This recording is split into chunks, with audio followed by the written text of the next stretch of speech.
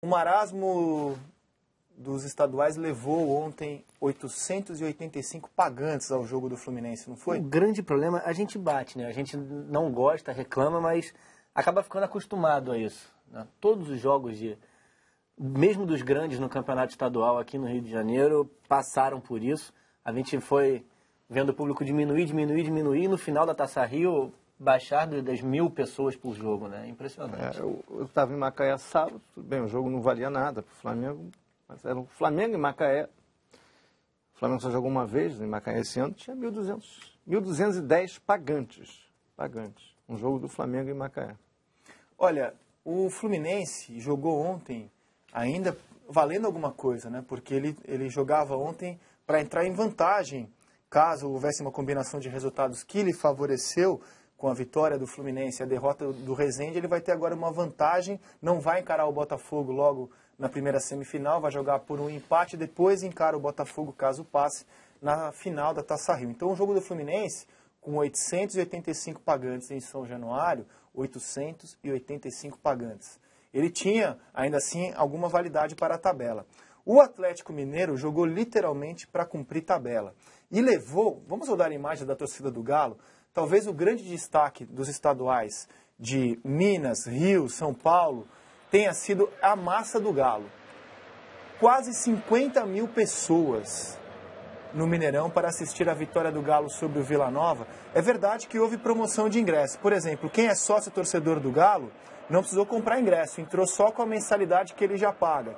Os demais ingressos, entre 20 e 40 reais. Mas em vez da gente amenizar a presença falando, mas também tinha promoção, por que os outros clubes que levam 885 pagantes, 1.000 pagantes, 2.000 pagantes, não fazem uma promoção semelhante ou não pensam em como atrair o torcedor? É um caso muito sério, Lédio Carmona, você levar 49.000 espectadores para um jogo que apenas serviu para cumprir tabela. Atlético Mineiro e Vila Nova ontem no Mineirão. É uma política bem feita de relação com o torcedor, de cumplicidade com o seu torcedor. Porque o Atlético joga no Independência, um estádio para 20.000 torcedores e enche 20.000 torcedores. Ontem teve a chance de jogar no Mineirão, fez uma promoção e botou 47.000 torcedores. Então ele enche qualquer estádio, em qualquer momento, porque ele tem uma relação. Tem uma troca, tem promoção de ingresso, tem um programa sócio-torcedor bem resolvido, já adiantado. Essas coisas acontecem. No Rio, a impressão que eu tenho agora, eu não tenho ainda uma explicação para esse fracasso de público no Rio. Porque o estadual aqui tem até uma boa fórmula, não era para ser assim. A gente teve problema do estádio, o torcedor carioca sempre é muito carente do Maracanã. Os rivais do Vasco não gostam de ir a São Januário. O Engenhão fechou.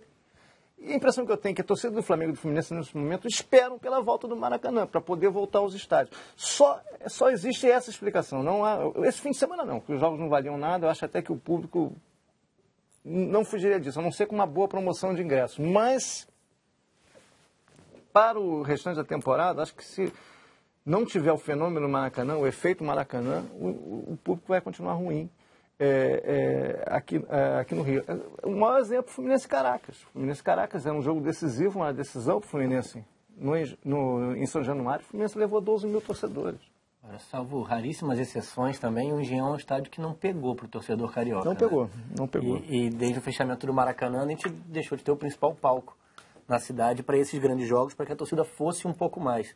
Com relação ao jogo do Fluminense, mesmo que valesse algo, eu ainda fico com a impressão de que o torcedor já é sintomático, o torcedor deixando claro que não compra mais um estadual tão longo, com poucos jogos de decisão. Afasta muitas pessoas. É impressionante. Porque, por exemplo, um jogo em Volta Redonda ontem, Volta Redonda e Botafogo, Volta Redonda fazendo uma ótima campanha, tinha 2.000 torcedores, jogo no interior, ali no sul fluminense.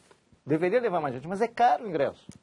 Não paga, ele prefere pagar no fim de semana, quando Volta Redonda vai enfrentar o Fluminense. O Campeonato Mineiro é uma belíssima exceção, porque o Cruzeiro colocou 22.000 pagantes contra o Tombense no Mineirão.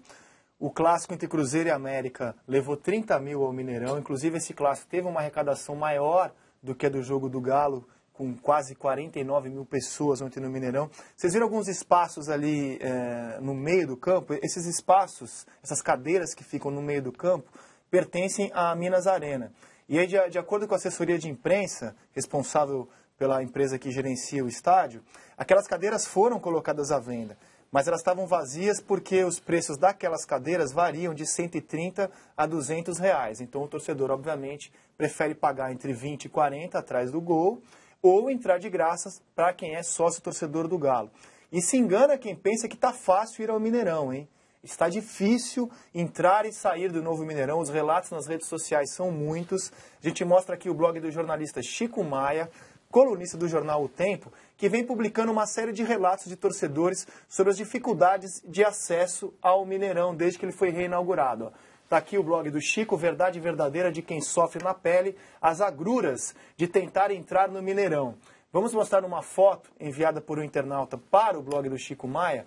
Olha as filas que se formavam, a fila que se formava para entrar no Mineirão. Há relatos de pessoas que chegaram às 2 da tarde no estádio e só conseguiram entrar com bola rolando, com 15 minutos do primeiro tempo, ou seja, levaram mais de 2 horas para acessar o estádio.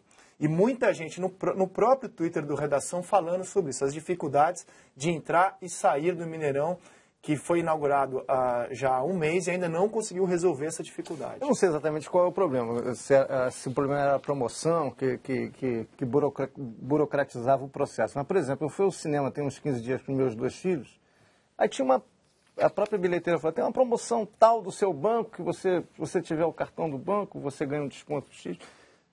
Eu fiz. Você levou tanto tempo para comprar o ingresso, quando eu olhei para trás, já tinha umas 10 pessoas na fila atrás de mim, esperando que eu executasse o processo lá da burocracia para comprar o ingresso.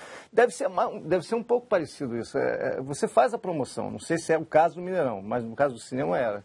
Mas você atrasa o processo de entrada, entendeu? Então, você tem que fazer a promoção e a promoção tem que ser ágil também, para o sistema não ficar emperrado. Agora, os times de Minas é fácil você explicar, entrando mais no lado técnico.